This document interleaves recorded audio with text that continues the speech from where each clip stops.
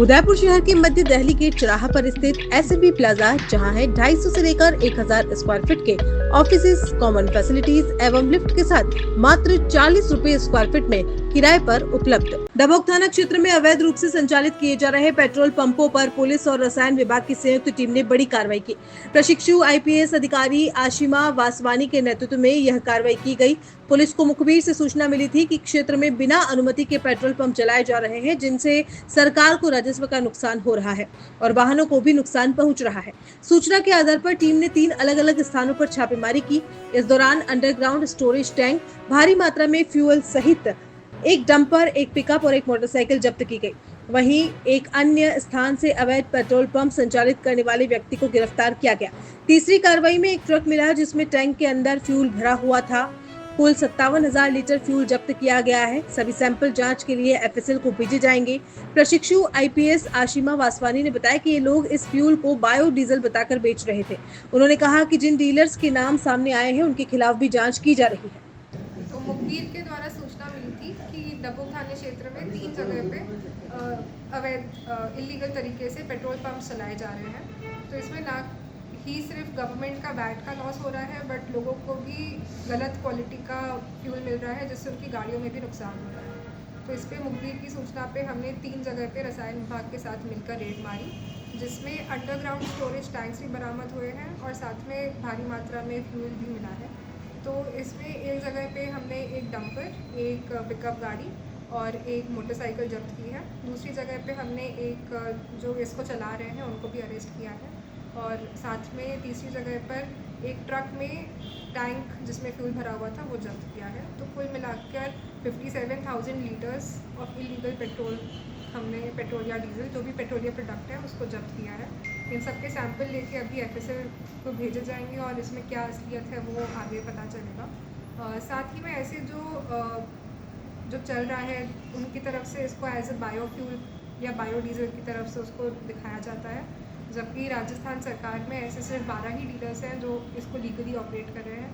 तो ये जो भी डीलर्स के उनके नाम बाहर आए हैं, दस्तक पेट्रोलियम हुआ या गीतांजलि बायोफ्यूल हुआ, ये इसको इलीगल तरीके से चला रहे हैं। तो इसी पे हमने ये कार्रवाई करी है और 3 FIRs इस पे हमने रजिस्टर करी है। कितने समय से चल रहा था ये करीबन 1 महीने से चल रहा है, ऐसी सूचना पूछताछ में मिली है।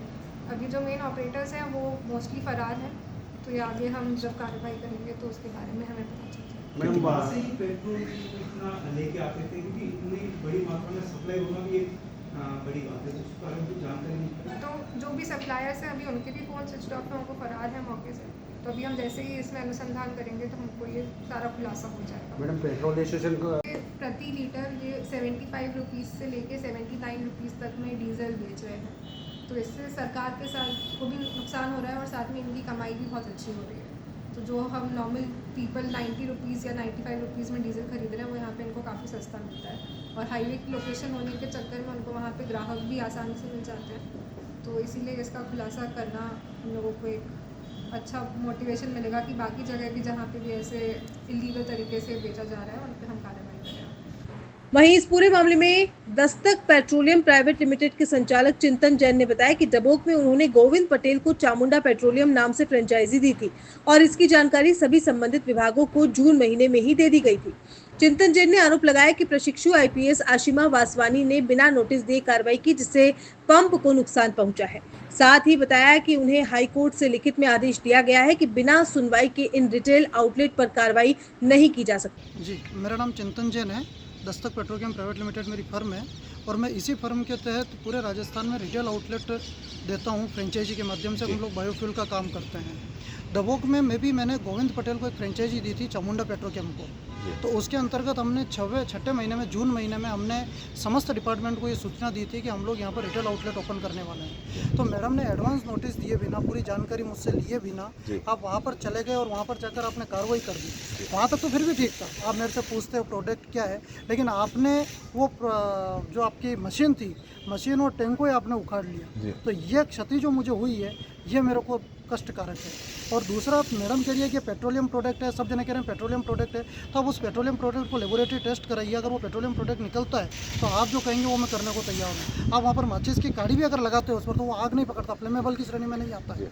मैंने मैडम को कोर्ट के सारे ऑर्डर भेजे कि मैडम कोर्ट ने कम से कम इतने ऑर्डर दिए मेरी खुद की पर्सनल फर्म को कि भाई रिटेल आउटलेट इनके चलने दिए जाए, इन पर अभी कोई कार्रवाई नहीं हो, क्योंकि बहुत सारी कंट्रोवर्सी है कि ये पेट्रोलियम प्रोडक्ट है या नहीं। अभी कोर्ट भी इस बात को मानने को तैयार नहीं है, गवर्नमेंट खुद इस बात को साबित नहीं कर पा रही है कि पेट्रोलियम प्रोडक्ट है या नहीं है। तो फिर आप कैसे पता लगा लोगे कि हम लोग इनलीगल काम कर रहे हैं? अगर हम लोग अवैध हैं और अगर हम लोग इनलीगल काम कर रहे हैं तो हम सारे डिपार्टमेंट को जानकारी देकर काम क्यों करेंगे? तो अगर हम सारे डिपार्टमेंट को जानकारी देकर काम कर रहे हैं तो आपका भी ये ड्यूटी बनती है कि आप हमको पहले एडवांस नोटिस देते हैं। हमको इस संबंध में भी एक कोर्ट का एक ऑर्डर है, राजस्थान उच्च न्यायालय ने एक कोर्ट का ऑर्डर भी दिया कि आप एडवांस नोटिस दिए बिना आप किसी के खिलाफ कार्रवाई नहीं कर सकते, और वो भी मेरी पर्सनल फर्म को दिया हुआ ऑर्डर है। तो उसके बावजूद भी आप कार्रवाई कर रहे हैं तो ये तो अनुचित नहीं है मेरी नज़र में। और मैंने मैडम को व्हाट्सएप पर सारी जानकारियाँ भेजी, यहाँ तक कि पैसों तक ने लिख कर दिया हुआ है कि पेट्रोलियम प्रोडक्ट की श्रेणी में नहीं आता है जो पेट्रोलियम जो हम लोग सेल कर रहे हैं वो। तो ये कहाँ तक उचित है? क्या प्रोडक्ट जो आप जो है वो बेचते थे ऑयल के अलावा? ऑयल नहीं, ये होता है ड्रॉप इन फ्यूल, जी, जिसको ये माना गया है कि एक्चुअली क्या है कि बायोफ्यूल को 5 श्रेणी में विभाजित करा हुआ है। जी, एक बायोडीजल है, एक बायो सीएनजी है और उसी की एक श्रेणी है ड्रॉप इन फ्यूल। तो हम लोग ड्रॉप इन फ्यूल के क्षेत्र में काम कर रहे हैं। अब मैडम कह रही है कि ये बायोडीजल है या पेट्रोलियम प्रोडक्ट है, पेट्रोल है या डीजल है। अभी मैडम भी खुद इस बात पर साबित नहीं कर पाई है कि चीज़ क्या है। अब मैं कह रहा हूँ ये बायोडीजल नहीं है, मैं भी नहीं कह रहा हूँ। हम ड्रॉप इन फ्यूल सेल कर रहे हैं जो पेट्रोलियम प्रोडक्ट की श्रेणी में नहीं आता है। और इस संबंध में कोर्ट ने कई आदेश दे चुके हैं और उन आदेश को भी मानने को तैयार नहीं है। प्रशासन का कहना 4 दीवार के अंदर जो है वो पेट्रोल बना हुआ था। नहीं, वो उस दीवार को तोड़ने वाले थे जी, वो 2-3 दिन में उस पर कार्रवाई होने वाली थी। वो तोड़ने वाले थे दीवार को और उसको खुले में लाने वाले थे, लेकिन उससे पहले उन्होंने उस सेल को चालू कर दी है। उसके लिए भी मैंने गोविंद पटेल से बात करी है, तो उसने कहा था मैं 2 दिन बाद में इसको तोड़ने वाला हूँ, तो उससे पहले ही ये कार्रवाई हो गई। और कितनी फ्रेंचाइज आपने उदयपुर शहर में दे रखी? उदयपुर में नहीं, मेरे पूरे राजस्थान में 15-17 रिटेल आउटलेट चल रहा है और उदयपुर में 3 है। जी, इस फ्यूल से गाड़ियों को कोई नुकसान तो नहीं है? नहीं, गाड़ियों को कोई नुकसान नहीं होता है। ये जो चलती है इसमें गवर्नमेंट ये कहती है कि आपको इसमें 20% ब्लेंड करना है, तो हम लोग उतना ही डीजल देते हैं, उतना ही प्रोडक्ट देते हैं जो आप डीजल के साथ में ब्लेंड हो सके।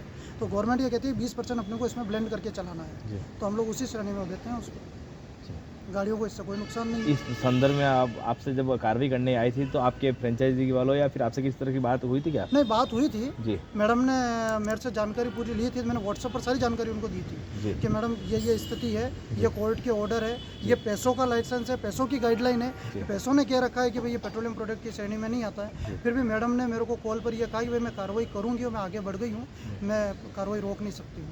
इस संदर्भ में आपकी एसपी साहब या आईजी साहब से किससे बात हुई क्या? नहीं, मेरे अभी एसपी साहब को भी मैं मिल के आया हूँ। जी, एसपी साहब को भी मैंने ज्ञापन दिया, मैंने सीएम साहब को भी बाई मेल ज्ञापन भेजा है कि भाई इस तरह की जो कार्रवाई हो रही है वो अनुचित है। आप कार्रवाई करें, सीज करें, उस पर मेरे को कोई आपत्ति नहीं है, लेकिन आप इस तरह से जाकर आप किसी के परिसर में जाकर तोड़फोड़ करते हैं बिना एडवांस नोटिस के, ये अनुचित है, ये इनलीगल है मेरी नज़र में। बाकी प्रशासन और मैडम सर्वोपरि है, वो कुछ भी आदेश ले सकती है। Any notice or affording any opportunity of hearing has taken a course in action while putting lock over the petitioner's retail outlet. Issue notice of the writ petition as well as of stay application to the respondents. Rule is made returnable within 4 weeks. In the meanwhile, until next date, the respondents are directed to allow the petitioner to run his retail outlet. Connect along with SB Civil Writ Petition number 20259-2024 as prayed.